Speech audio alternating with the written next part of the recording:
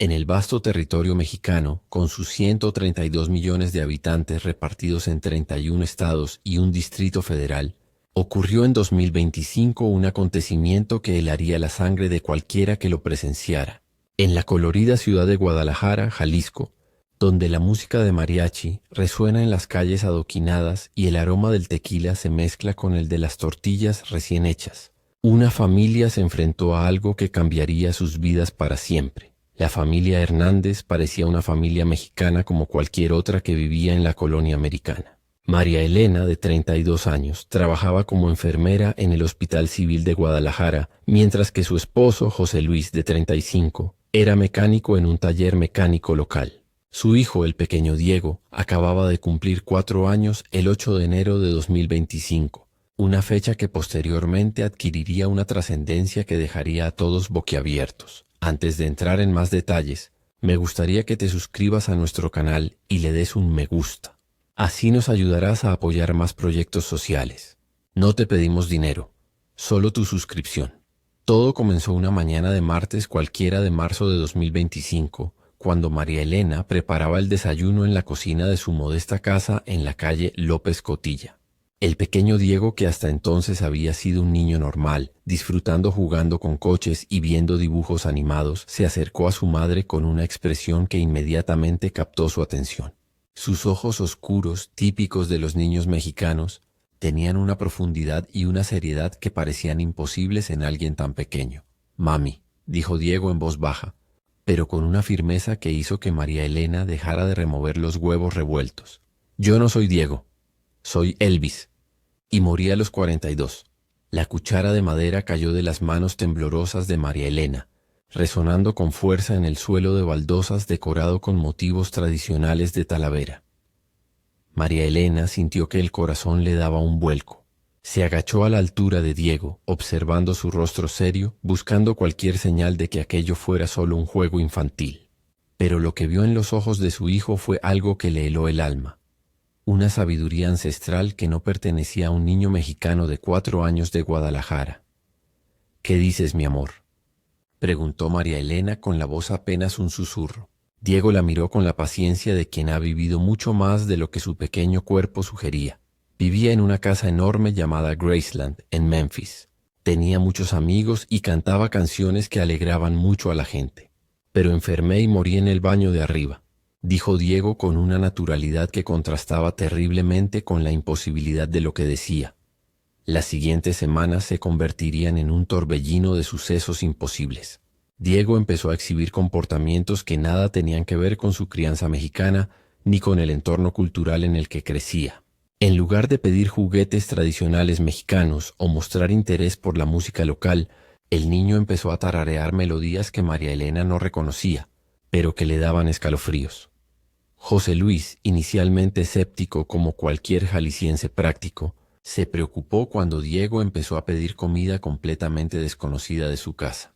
«Quiero un sándwich de mantequilla de cacahuate y plátano», exigió el niño una tarde, describiendo con detalle cómo debía prepararse, a pesar de que nunca había probado la mantequilla de cacahuate en su vida y los plátanos solían comerse solos en su casa.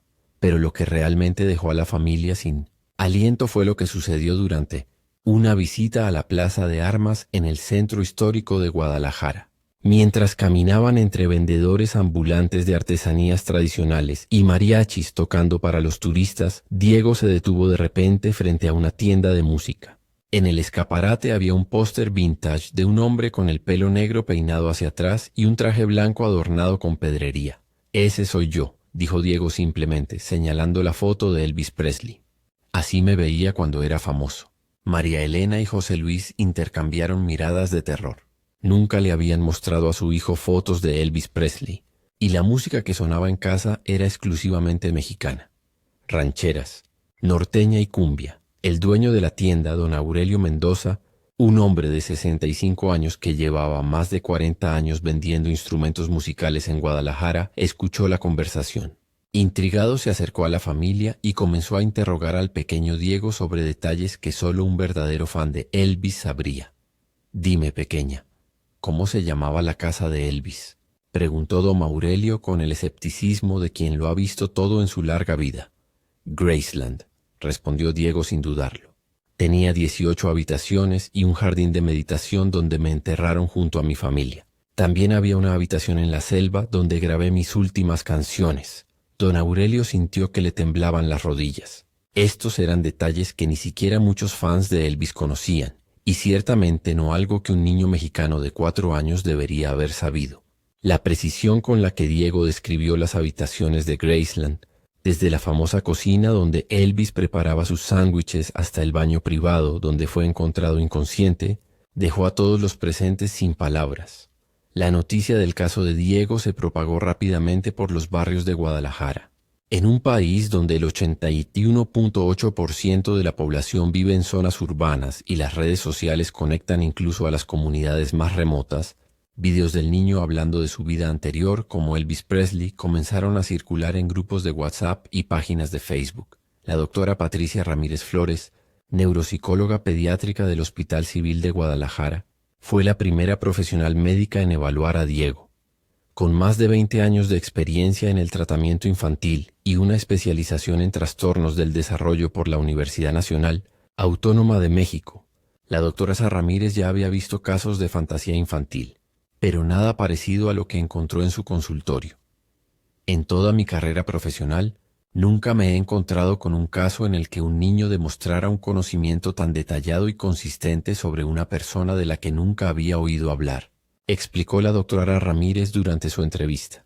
Diego no solo conocía datos biográficos sobre Elvis Presley, sino que también mostró reacciones emocionales acordes con alguien que realmente vivió esas experiencias. Durante las sesiones de evaluación, Diego dibujó imágenes que desconcertaron al doctor Ramírez. Los dibujos mostraban una casa grande con llamativos detalles arquitectónicos, un hombre de traje blanco de pie en un escenario, y escenas que parecían provenir de otro tiempo y lugar, lejos de México. ¿Será posible que los recuerdos de Diego no fueran producto de su imaginación infantil, sino fragmentos de una existencia que trascendía los límites entre la vida y la muerte?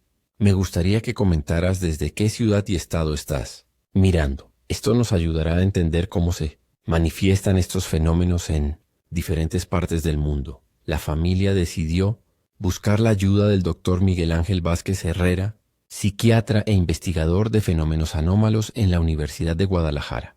El doctor Vázquez ha dedicado 15 años de su carrera al estudio de casos de aparente reencarnación, particularmente en el contexto mexicano, donde las creencias indígenas sobre el más allá se entrelazan con las tradiciones católicas.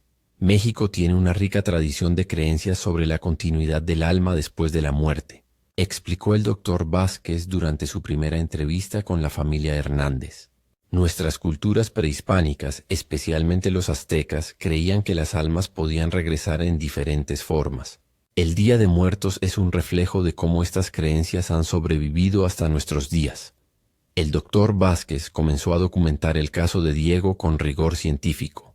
Grabó extensas entrevistas con el niño, le realizó pruebas psicológicas y, lo más importante, comenzó a investigar la veracidad de la información que Diego proporcionó sobre la vida de Elvis Presley. Lo que el investigador descubrió lo dejó completamente perplejo. Diego no solo conocía información pública sobre Elvis, sino que también conocía detalles privados poco documentados. Describió la distribución de las habitaciones de Graceland con precisión arquitectónica, mencionó conversaciones con personas específicas e incluso conocía detalles sobre los problemas de salud de Elvis que solo se hicieron públicos años después de su muerte. El niño describió la hipertensión de Elvis, sus problemas de colon y sus dificultades con ciertos medicamentos con una precisión simplemente imposible para alguien de su edad, sobre todo considerando que no tenía acceso a esta información, afirmó el doctor Vázquez en su informe preliminar. El caso se volvió aún más intrigante cuando el doctor Vázquez decidió realizar un experimento crucial. Sin decirle a Diego lo que estaba haciendo, le mostró una serie de fotos de diferentes casas y lugares, incluyendo algunas imágenes de Graceland mezcladas con fotos de otras mansiones y lugares. La reacción de Diego fue inmediata y conmovedora. Al ver una foto aérea de Graceland, el niño rompió a llorar desconsoladamente, señalando la imagen y diciendo: «Esa es mi casa. Ahí vivía, Pero lo que realmente impactó al doctor Vázquez fue la capacidad de Diego para identificar detalles específicos en las fotografías que antes no eran evidentes, como la ubicación de ciertas habitaciones y el jardín donde está enterrado Elvis. El equipo médico decidió ampliar la investigación. La doctora Ana Luisa Herrera, neuróloga pediátrica del Hospital San Javier de Guadalajara, le realizó una serie de pruebas de neuroimagen a Diego para descartar cualquier anomalía cerebral que pudiera explicar su comportamiento inusual. Los exámenes neurológicos fueron completamente normales, informó el doctor Herrera. Diego no presenta signos de trastornos neurológicos, lesiones cerebrales ni ninguna afección médica que pueda explicar sus recuerdos detallados de una vida ajena. Mientras tanto, el niño seguía exhibiendo comportamientos que parecían provenir de otro tiempo y lugar. Demostraba una preferencia inusual por la música de los años 50 y 60, a pesar de no haber estado nunca expuesto a ella. Cuando María Elena ponía música tradicional mexicana, mariachis, rancheras o canciones norteñas que forman parte del patrimonio cultural del país, Diego se mostraba indiferente. Sin embargo, cuando ella ponía canciones de Elvis que encontraba en internet, el rostro del niño se iluminaba y comenzaba a moverse con un ritmo y un estilo que parecían imposibles para un niño. Mexicano criado en Guadalajara. Los vecinos de la familia en la colonia americana comenzaron a notar cambios extraños en Diego. La señora Carmen Delgado, quien vivía al lado de la familia Hernández y conocía a Diego desde su nacimiento, fue la primera en notar algo inusual. El niño empezó a cantar en inglés, dijo la señora Delgado asombrada. Pero no era un inglés cualquiera. Cantaba con un acento y un estilo que me recordaban a las películas antiguas que veía de pequeña. Y lo más extraño es que nadie en su familia habla inglés. El doctor Vázquez decidió documentar este fenómeno. Contrató a una experta en lingüística, la profesora Elena Martínez Thompson, del Centro de Enseñanza de Lenguas Extranjeras de la Universidad de Guadalajara, para analizar la pronunciación y los patrones lingüísticos de Diego en inglés. Es absolutamente extraordinario, explicó el profesor Martínez tras varias sesiones con el niño. Diego muestra patrones fonéticos y lingüísticos consistentes con el inglés del sur de Estados Unidos, concretamente del área de Memphis, durante las décadas de 1950 y 1960. Este tipo de acento y estructura lingüística no se puede aprender con la exposición casual a los medios de comunicación o el entretenimiento modernos. La evidencia lingüística era contundente. Diego no solo cantaba en inglés con acento de Memphis, sino que también usaba expresiones y palabras comunes de esa época y lugar. Decía frases como sí, señora y muchas gracias, con una entonación idéntica a la distintiva forma de hablar de Elvis Presley. La investigación dio un giro radical cuando el doctor Vázquez decidió contactar con expertos internacionales en Elvis Presley. A través de contactos académicos, contactó con el doctor William Harrison, historiador musical y experto en Elvis Presley de la Universidad de Memphis, Tennessee. Intrigado por el caso, el doctor Harrison accedió a una videoconferencia con Diego. Lo que ocurrió durante esa reunión virtual, desde Guadalajara hasta Memphis, dejó a todos los involucrados sin palabras. Llevo más de 30 años estudiando la vida y la carrera de Elvis Presley, explicó el doctor Harrison durante la sesión grabada. He entrevistado a personas que lo conocieron personalmente. He investigado documentos inéditos y he visitado Graceland innumerables veces. Lo que este chico mexicano sabe sobre Elvis va más allá de lo que cualquier fan o investigador podría aprender mediante la investigación convencional. Durante la videoconferencia, el doctor Harrison le hizo a Diego preguntas específicas sobre detalles de la vida privada de Elvis que no estaban documentados en libros ni documentales. El niño respondió con una precisión y una profundidad emocional que dejaron al especialista estadounidense completamente perplejo. Diego describió la sensación de estar en el escenario del Louisiana Hayride en 1954, el nerviosismo que sintió durante su primera grabación para Sun Records e incluso el sabor del pan de maíz de su madre con una intensidad imposible de fingir, especialmente a su edad, afirmó el doctor Harrison en su informe. Pero la revelación más impactante estaba por llegar. El doctor Harrison le pidió a Diego que describiera algo que solo Elvis podía saber: la ubicación exacta de un objeto personal que Elvis había escondido en Graceland y que nunca se encontró tras su muerte. Diego Sin dudarlo, describió la ubicación de una cadena de oro con una cruz que Elvis había escondido tras un ladrillo suelto en la pared de su estudio privado. Dio detalles tan precisos sobre la ubicación que el Dr. Harrison decidió contactar a las autoridades de Graceland para verificar la información. La respuesta de Memphis fue sorprendente. Tras una búsqueda exhaustiva del lugar exacto descrito por el niño mexicano, el personal de mantenimiento de Graceland encontró la cadena de oro con la cruz justo donde Diego había dicho que estaría. La pieza llevaba allí más de 47 años, escondida en un lugar que solo Elvis conocía. La noticia del descubrimiento dio la vuelta al mundo. Los medios internacionales comenzaron a cubrir el caso de Diego, y equipos de investigación científica y paranormal de diferentes países solicitaron permiso para estudiar al niño. El Dr. James Patterson, investigador de la reencarnación en la Universidad de Virginia y autor de varios estudios sobre recuerdos infantiles de vidas pasadas, viajó a Guadalajara para evaluar personalmente el caso de Diego. En 40 años de investigación, he documentado más de 2000 casos de niños que afirman recordar vidas pasadas, explicó el Dr. Patterson durante su estancia en México. El caso de Diego presenta la evidencia más detallada y verificable que he encontrado en toda mi carrera. El Dr. Patterson realizó una serie de pruebas con Diego, que incluyeron mostrarle fotografías de personas cercanas a Elvis, pedirle que identificara lugares específicos en Memphis y solicitarle que replicara los gestos y movimientos característicos del cantante. Los resultados superaron todas las expectativas. Diego no solo identificó correctamente a las personas del círculo íntimo de Elvis, sino que también reprodujo los gestos característicos del cantante con una precisión impresionante. Sus movimientos de manos al hablar, su sonrisa característica e incluso su postura al caminar eran idénticos a los de Elvis Presley.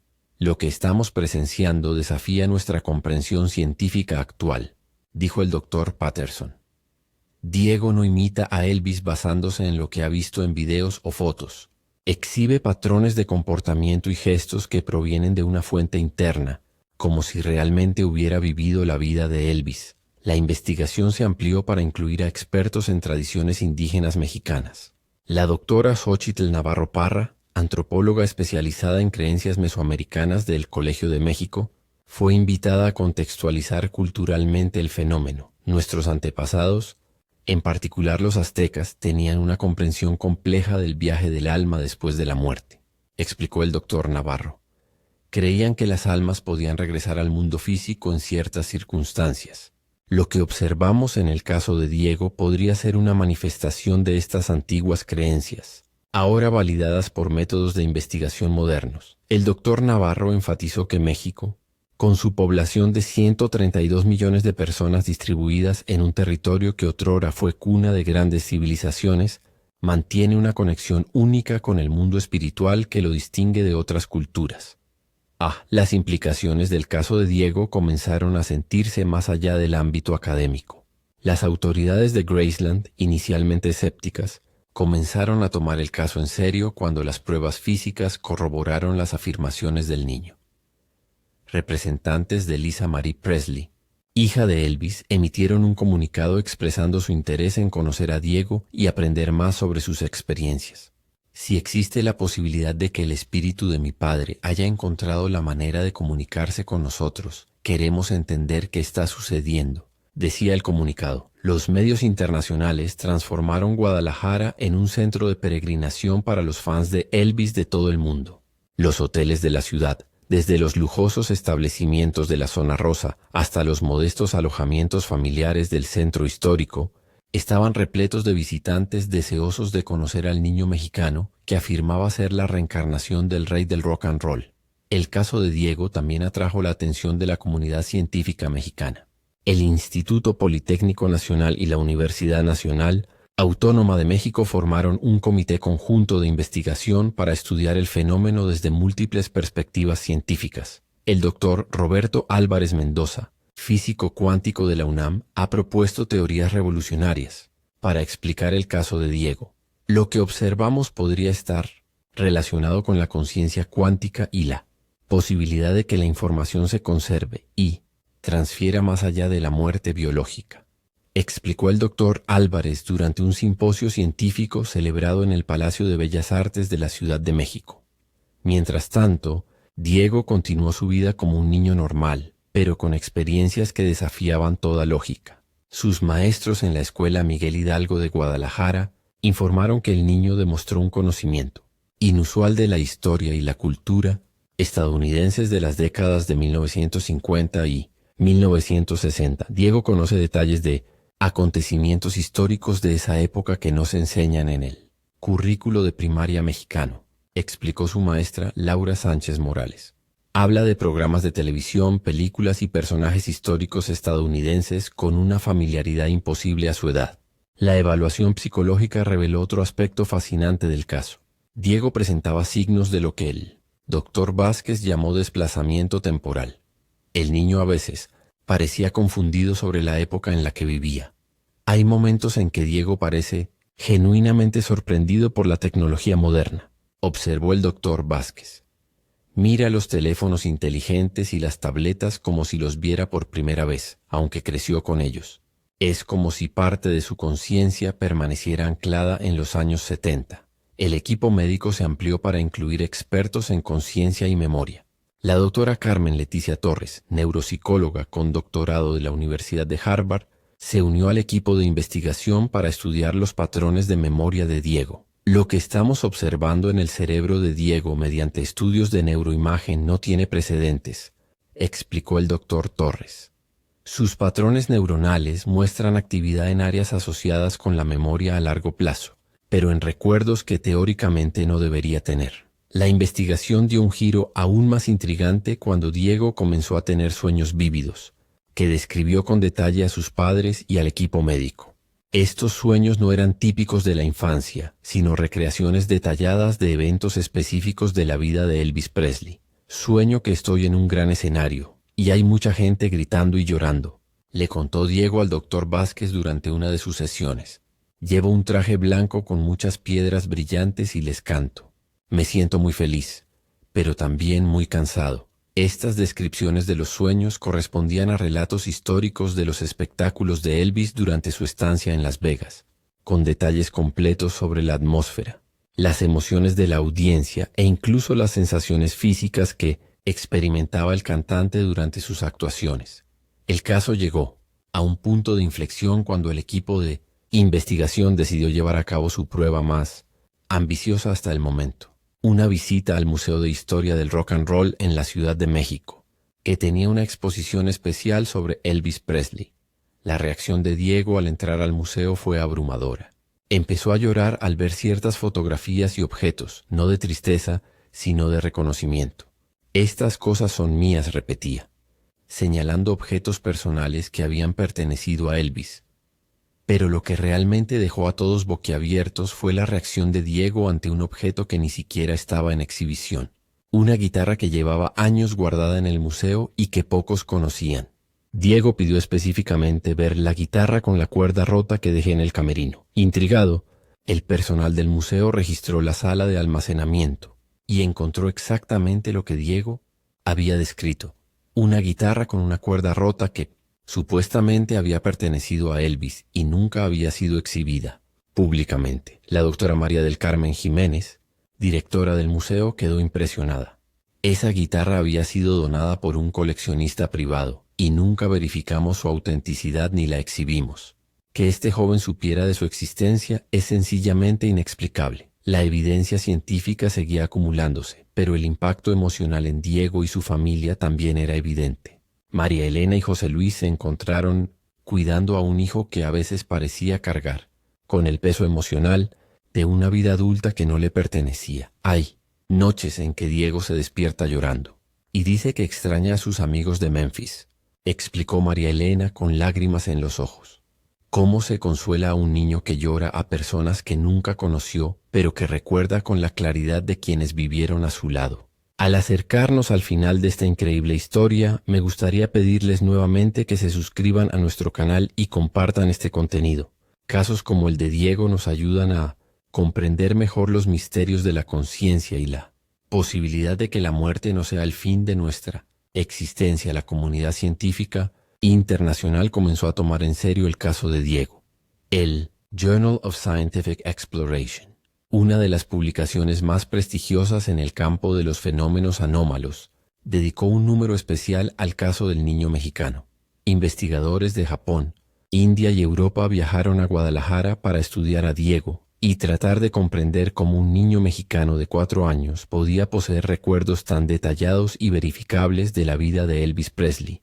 El doctor Akira Yamamoto, investigador de la conciencia en la Universidad de Tokio, ha propuesto que el caso de Diego puede representar una nueva forma de transferencia, de conciencia no local que desafía nuestra comprensión actual de la naturaleza de la mente y la memoria. Si los recuerdos de Diego son auténticos, y toda la evidencia sugiere que lo son, estamos ante un cambio de paradigma en nuestra comprensión de la conciencia, la muerte y la continuidad de la identidad personal, afirmó el doctor Yamamoto durante el Simposio Internacional sobre Conciencia y Reencarnación celebrado en Guadalajara. El caso también atrajo la atención del Vaticano. El padre Alessandro Martelli, teólogo y filósofo especializado en experiencias cercanas a la muerte y fenómenos de reencarnación, fue enviado por la Santa Sede para evaluar el caso de Diego desde una perspectiva católica. Si bien la Iglesia Católica mantiene su postura tradicional sobre la vida después de la muerte, no podemos ignorar la evidencia científica cuando se presenta de forma clara y verificable, explicó el padre Martelli durante su estancia en Guadalajara. El caso de Diego merece un estudio y una reflexión serios desde todas las perspectivas, incluida la teológica. Mientras tanto, Diego seguía creciendo y desarrollándose, pero sus recuerdos de ser Elvis permanecían constantes y detallados. Sus padres, inicialmente asustados por el fenómeno, comenzaron a aceptar y apoyar las experiencias únicas de su hijo. Hemos aprendido a vivir con el hecho de que nuestro hijo carga con recuerdos que no son suyos, explicó José Luis. Pero también hemos aprendido que Diego sigue siendo nuestro hijo, y nuestro amor por él trasciende cualquier misterio que rodee su existencia. El equipo médico y científico continuó monitoreando el desarrollo de Diego, documentando cada aspecto de su caso para futuras investigaciones. El doctor Vázquez estableció un protocolo de investigación continua para estudiar cómo podrían evolucionar los recuerdos de Diego a medida que crece. El caso de Diego ha abierto un nuevo campo de investigación en los estudios de la conciencia, explicó el doctor Vázquez. No solo documentamos un fenómeno individual, exploramos la naturaleza misma de la memoria, la identidad y la continuidad de la conciencia. Las instituciones educativas en México han comenzado a incorporar el caso de Diego en sus programas de psicología y neurociencia. La Universidad de Guadalajara ha establecido una cátedra de investigación dedicada al estudio de los fenómenos anómalos de la conciencia. El impacto internacional del caso fue innegable. Congresos científicos de todo el mundo comenzaron a dedicar sesiones a debatir las implicaciones de los recuerdos de Diego y su posible significado para nuestra comprensión de la vida y la muerte. El caso de Diego también inspiró una nueva ola de investigación sobre fenómenos similares en otros países. Equipos de investigación comenzaron a documentar y estudiar casos de niños que afirmaban recordar vidas pasadas, utilizando el caso de Diego como modelo para una investigación científica rigurosa. El niño, ahora de 5 años, sigue viviendo en Guadalajara con su familia, rodeado de amor y atención científica. Sus recuerdos de ser Elvis permanecen tan vívidos como siempre, y su conocimiento de los detalles de esa vida sigue asombrando a los investigadores. Sigo siendo Elvis, pero también soy Diego, explicó el niño durante su última entrevista con el doctor Vázquez. Recuerdo ambas vidas y amo a mis 2 familias. El caso de Diego Hernández trascendió los límites de la investigación científica para convertirse en un fenómeno que desafía nuestras creencias más fundamentales sobre la naturaleza de la existencia, la conciencia y la muerte. En el colorido y místico México, donde las tradiciones ancestrales se fusionan con la modernidad, un niño abrió una ventana a misterios que la humanidad ha luchado por comprender durante milenios. La historia de Diego nos recuerda que, en un mundo de 132 millones de mexicanos, dispersos en un territorio rico en historia y misticismo, lo imposible puede hacerse realidad, y que la muerte podría no ser el destino final que alguna vez imaginamos. Su caso seguirá siendo estudiado y debatido por la comunidad científica. Pero algo es cierto. Diego Hernández cambió para siempre la forma en que entendemos la relación entre la vida, la muerte y la conciencia. Lo cierto es que lo ocurrido en Guadalajara es solo el comienzo de una nueva era en la comprensión de los fenómenos de la conciencia anómala. Y mientras los científicos continúan sus investigaciones, Diego sigue siendo un niño feliz que juega en los parques de Jalisco, canta canciones de Elvis con acento de Memphis y le recuerda al mundo que aún existen misterios que trascienden nuestra comprensión actual de la realidad.